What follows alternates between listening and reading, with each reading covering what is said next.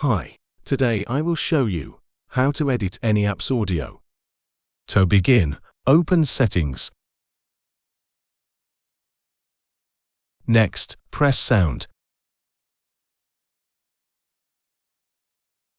Scroll down until you see Volume Mixer. Now press it.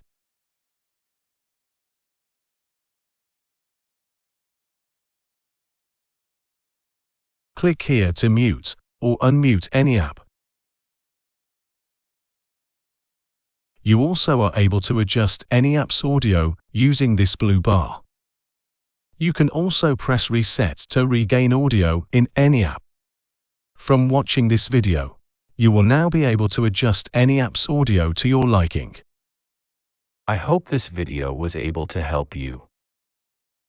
If you have further questions about this topic or another, please don't hesitate to comment them below.